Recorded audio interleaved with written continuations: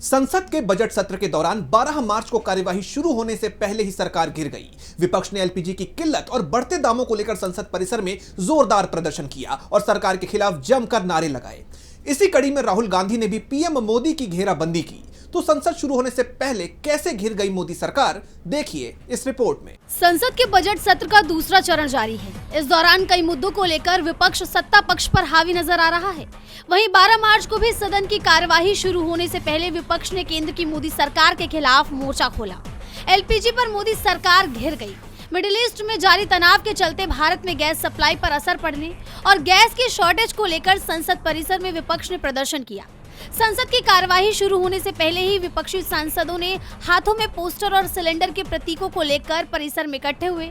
विपक्ष का कहना है कि रसोई गैस की आपूर्ति प्रभावित होने से लाखों परिवार परेशान हैं और सरकार स्थिति को बेहद हल्के में ले रही है। वहीं इस प्रदर्शन में कांग्रेस सांसद राहुल गांधी भी शामिल रहे, साथ ही कांग्रेस के तमाम नेता भी मौजूद रहे। इस दौरान नरेंद्र भी गायब, सिलेंडर भी गायब और नाम नरेंद्र काम सरेंडर के नारे भी जमकर लगे।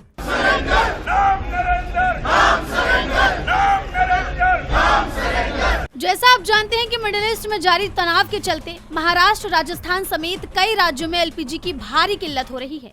कई होटल और रेस्टोरेंट पर ताला भी लग चुका है, तो कहीं गैस एजेंसी के बाहर सिलेंडर लेने वालों की लंबी लाइन लगी हुई है।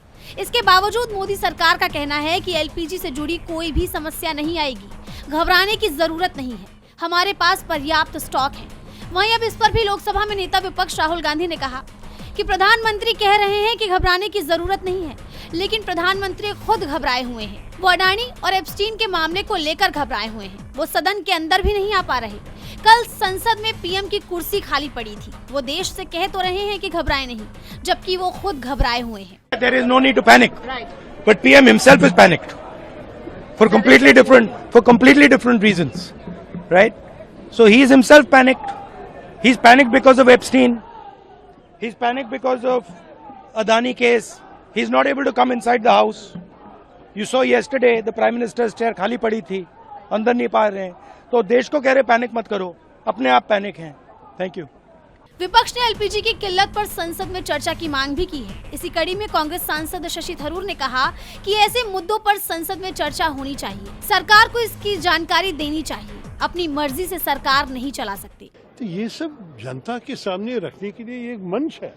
संसद क्यों होता है, ये सब बताने के लिए, चर्चा, प्रश्न, विपक्ष के प्रश्न का जवाब देने के लिए हम यही चाहते हैं। बस चर्चा हो जाए और जनता को आश्वास दे दे कि कुछ सोल्यूशन लेके आ रहे हैं सरकार। ये नहीं हो सकता कि वो लोग सिर्फ अपनी मर्जी करके सरकार चलाए। जब संसद सेशन में है, संसद को इस्तेमाल करने चाहिए इसी काम के लिए। यही हमारा। जैसा आप जानते हैं कि इस वक्त देश भर में गैस की किल्लत को लेकर हालात लगातार बिगड़ते जा रहे हैं। दिल्ली हाई कोर्ट की कैंटीन में एलपीजी सिलेंडर न मिलने के चलते मेन कोर्स सर्विस रोकनी पड़ी। हालांकि बाद में सिलेंडर मिलते ही व्यवस्था बहाल कर दी गई।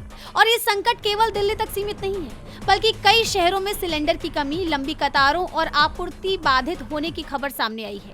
वहीं विपक्ष ने सरकार पर आम लोगों की रसोई पर सीधा प्रहार करने का आरोप लगाया है। विपक्ष का कहना है कि महंगाई पहले ही लोगों की कमर तोड़ रही थी और अब गैस संकट ने रोजमर्रा की जिंदगी को और मुश्किल बना दिया है। उन्होंने सरकार से तुरंत हस्तक्षेप और देश भर में एलपीजी की सुचारू आपूर्ति सुनिश्चित करने की मांग की है।